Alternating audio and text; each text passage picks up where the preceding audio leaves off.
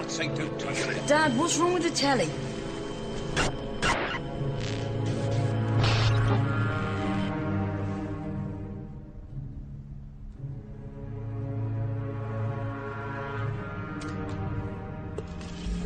But you don't want to see that. Hey, honey, quick! It's the Jerry Springer show, and he's going to hit his girlfriend.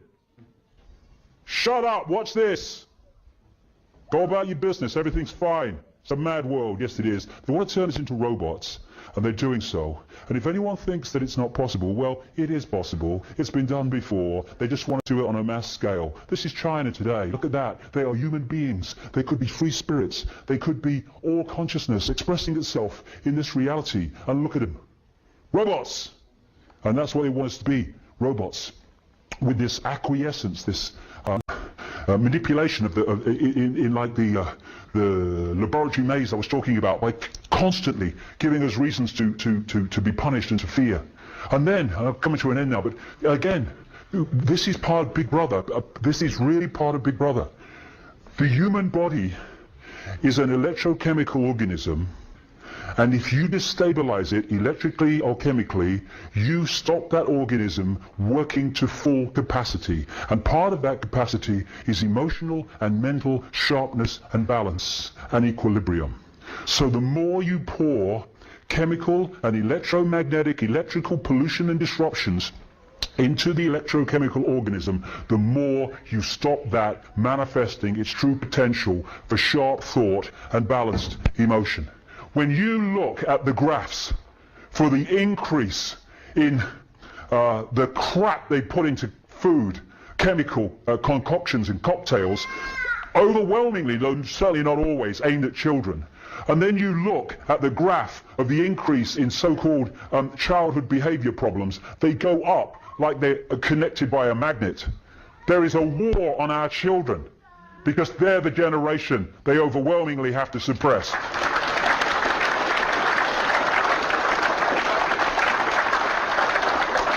Aspartame is a sugar substitute. Have a look at this if you haven't come across it. It's in virtually everything now.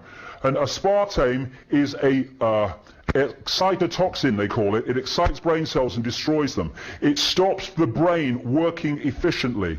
They sent letters out to naval pilots in America a few years ago, telling them not to drink soft drinks with aspartame in before they fly because it affects their brain's ability to think. And sharp. And who brought aspartame into existence? Donald Rumsfeld. He was head of Cell Pharmaceuticals. They couldn't get aspartame through the Food and Drug Administration checks in America to become part of, the food that we eat and drink. And so they appointed him because he was close friends with the Reagan-Bush administration, and the Reagan-Bush administration changed the head of the Food and Drug Administration when he came in, and suddenly the checks were forgotten and aspartame came out. He then sold out to Monsanto at a vast profit, and Monsanto now controls aspartame as they control GM food. Fluoride in the water is an excitotoxin. It excites brain cells, destroys them, and it suppresses thought. The first known time that fluoride was put into water supplies was in the Nazi concentration camps to keep the people docile. Genetically modified food is designed to genetically modify us. Vaccines, 25 vaccinations before the age of 2, with a growing, still developing immune system. All the stuff they give us, electromagnetic suit, the rabbit hole is seriously deep. And this is so appropriate. This was said by a pastor after the Second World War, talking about Nazi Germany. He said, first they came for the Jews and I did not speak out because I was not a Jew. Then they came for the communists and I did not speak out because I was not a communist. Then they came for the trade unionists and I did not speak out because I was not a trade unionist. Then they came for me, and by then there was no one left to speak out for me.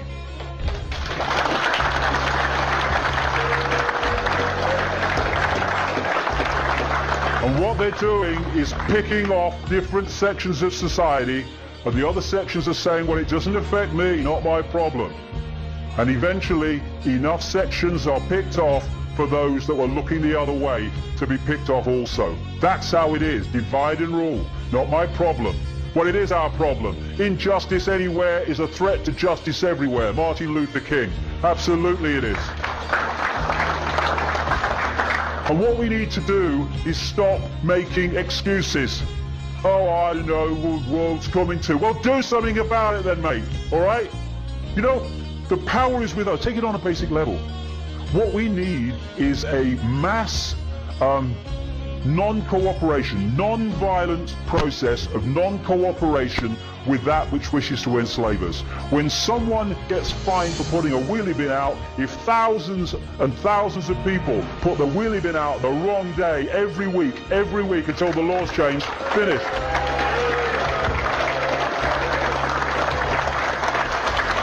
Injustice anywhere is injustice everywhere, potentially, because next time it's going to be us. And it's a house of cards, this. It's held together. The power that is used to enslave us is the power we give to the enslavers every day. They don't have power, they have our power. We give it to them. It's time to take it back. And by that, it means unity. So we might have a different religion or no religion. So we might be a Jew or a Muslim or a Christian, or might be black or white or sky blue, bloody pink. This is not a big brother global agenda to enslave Jewish people or to enslave Islamic people or to enslave white people middle class. It's a global agenda to enslave all of us. And if we don't unite and we go on being divided and ruled, then they will enslave all of us. If we unite, get rid of the nonsense fault lines of manufactured division, and then through unity of response and non-cooperation with our own enslavement, they will not be able to do this.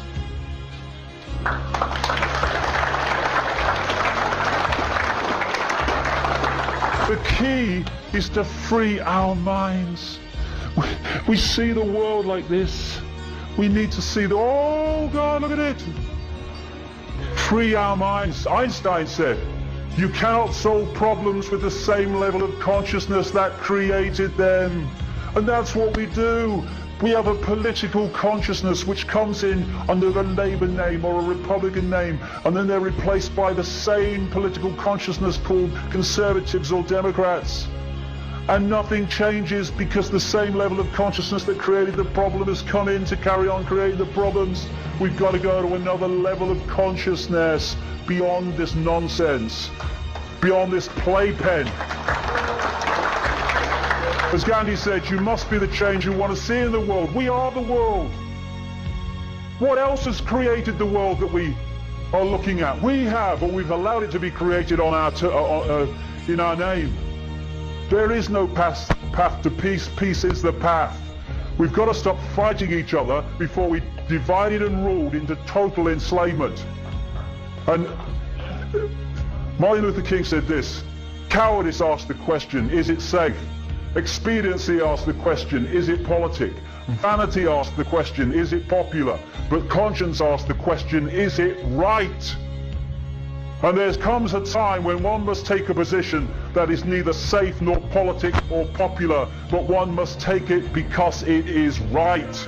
And we are there now. You know,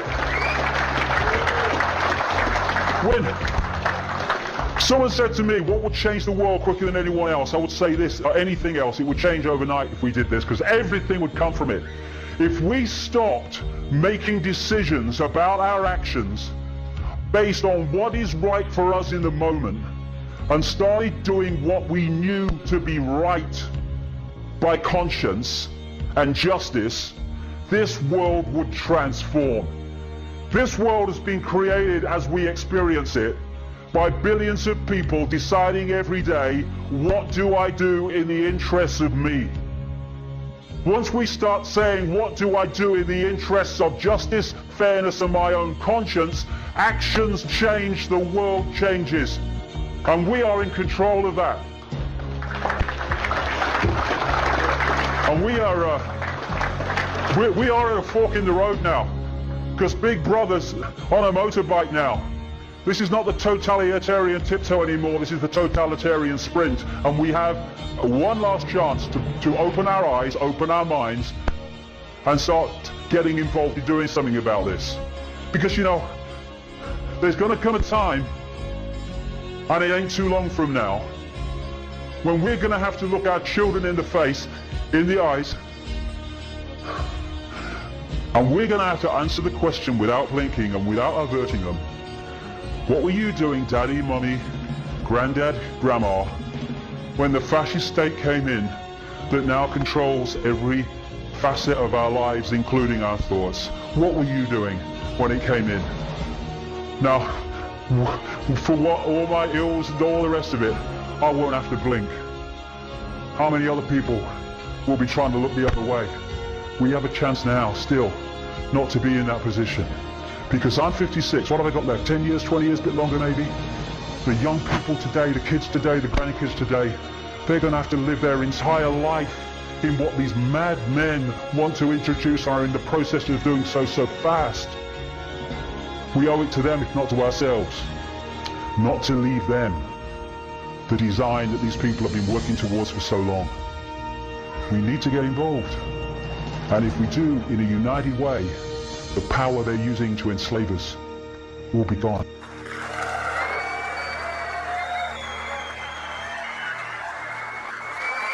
Thank you.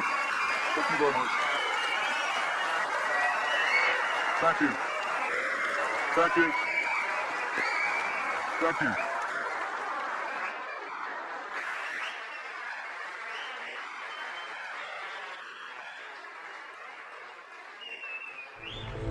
Enemy is approaching fast. Requesting orders. General, what should we do? There's no response from command.